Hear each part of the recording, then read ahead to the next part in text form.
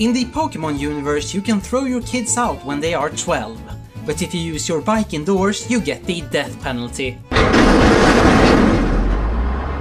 They release 2 Pokemon games every time, and I picked Ruby like everyone. Because that is an epic monster that could eradicate worlds, and that's an overpriced aquarium fish. The game starts with a professor explaining what Pokemons are. Ah, professor of Pokemon, huh? Parents must be proud. You get picky gender, I picked a girl. Because the guy's name is Brendan. Who names their kids Brendan? At least in the first game the name was Red, and that's a conversation starter. Speaking of Red, I guess I should name her Ruby? But that's a stripper name. So I went with Spike. Spike is a cool name for cool people. We see Spike in a moving van. There are lots of epic video game openings, but you can't beat a moving van. Also, why is she in the back? I'm starting to believe this whole throwing kids out at 12 is not a common thing, it's just that her parents hate her. Welcome to your new hometown, Littleroot, that you are going to be in for 7 minutes. This is the new house, where 3 people are supposed to live, but there's only 1 bed. In the Pokemon world, families are a bit too close. Through a television broadcast we find out that the reason we moved here was because the dad has become the new gym leader. 2 towns away.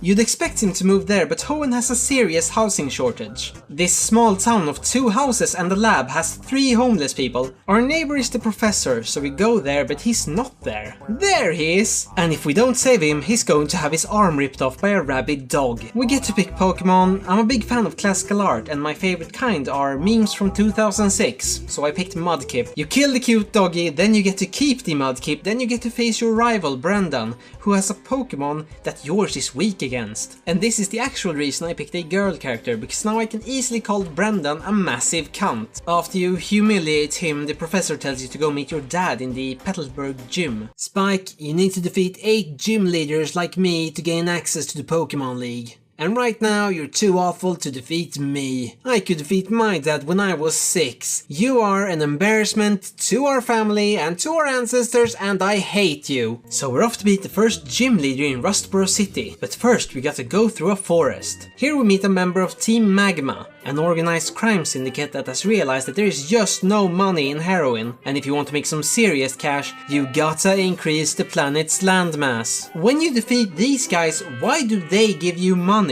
Is it a bribe? The first gym is a rock gym, owned by Roxanne. I don't allow puns in my videos. The first gym is owned by Ace. A cool name for cool people. And she goes down in 3 hits. Why is this necessary to get into the Pokemon League? Showing this at the entrance should lower my chances. The next gym is on an island. How will we get there? You see, the CEO of a $1 million corporation wants you to deliver a letter. And he's not gonna stand in line in the post office, and telephones are for weak people. And while we're on this boat, let me tell you my Pokemon story. I used to watch the second series. There were 2 series. One was horrible. It was about this kid named Ash who said, I'm gonna do something. Then he did fuck all for 7,000 episodes. But the other one was the greatest thing. It was about these kids, they had Pokemon, then they penetrated a giant vampire. I did also play the games. I remember being very sad when I realized that Pokemons weren't real. Then my uncle told me not to be so sure, and that's when he took me to my very first dog fight.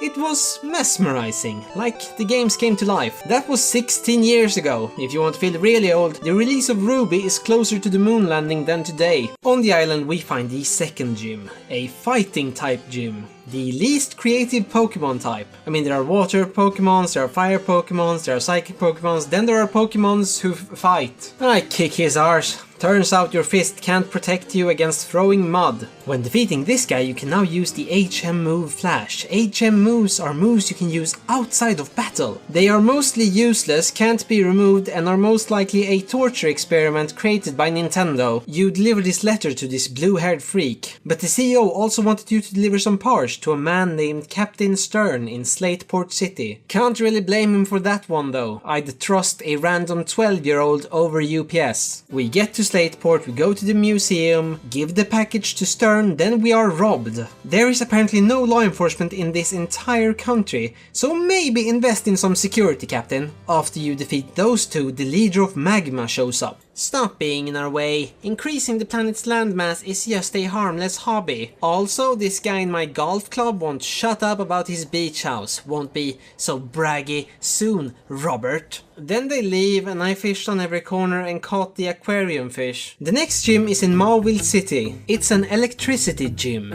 and water is weak against electricity. But apparently lightning can't protect you against getting mud in your face. Then for some reason the story completely stops, and the game tells you to spend a couple of hours walking across the entire nation. Finally you get to a cave where Team Magma has stolen a meteorite from Professor Cosmos. Okay, first of all, buy a gun. Second, Professor Cosmos? Did you seriously change your name when you got your PhD? Then you have to travel to the top of a volcano, where you once again meet the leader of Team Magma. I'm going to use this energy-filled meteorite to make this volcano go boom, so that in 100 years there will be a bit more fully habitable land. Obviously hundreds of people and Pokemon will die, but you can stop all this by defeating my 3 Pokemon right now. No pressure. Ah, darn it, no mass murdering today. Then he leaves and did not take his meteorite with him. You reach a city that can only be reached by going down from the volcano, so their economy should be in shambles, but it doesn't look like it. But then you find out they have a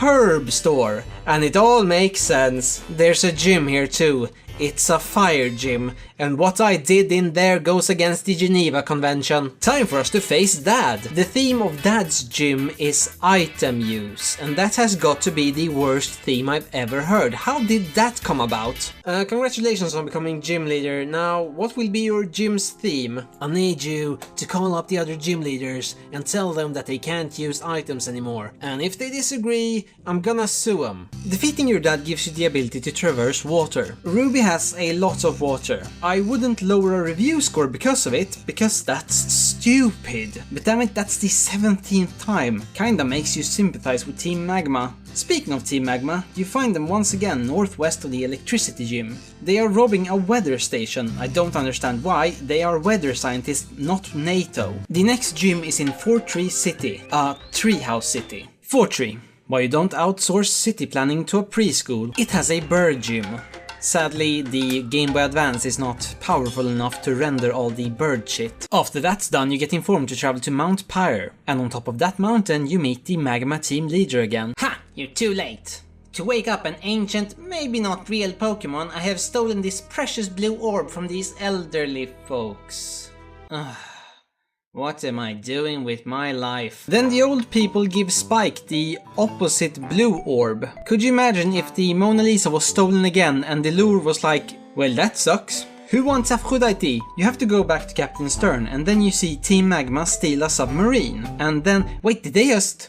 I have so many questions. It is decided that Spike should attack Team Magma's base head-on. Sounds like a suicide mission, but it turns out not only the good guys have forgotten to invest in some security. I am literally robbing these people right now. Am I the bad guy? Master Ball. Well, I guess I'm using it, but we are too late. They have already left and they are going to use the blue orb to awaken that red monster so that it can evaporate the world's water and billions of people will die. But I can't go after them because I need to beat this gym first so that my Pokemon are allowed to go underwater. Not that I need to save the world or anything, you twats. We find the sub, we go in and oh no, the red monster is awake and we can't control him. Waking him makes the sun more bright in this area. Not a hole in the ozone layer, just the sun is brighter. How does that even work? Does the sun look down on Earth and when he sees that red fella he's like, oi! Fuck that guy! This is actually somewhat epic for Game Boy Advance and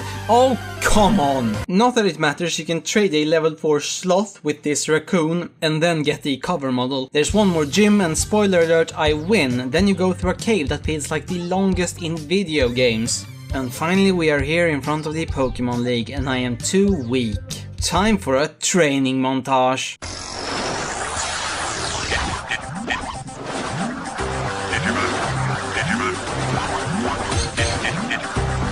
There we go! Now, I have defeated the Elite Four. I might have overtrained for this. But now I'm about to face the champion. And it's the blue-haired guy we delivered the letter to. What a twist! I didn't overtrain for this. Everyone else undertrained. I liked Ruby, but it needs way more water. 1 out of 10, worst game ever. And that is the Killian experience. Subscribe for more garbage. So I just hit 10,000 subscribers, but my only dream since starting this channel is to do a Q&A video with unrelated Call of Duty footage in the background. Leave questions in the comments.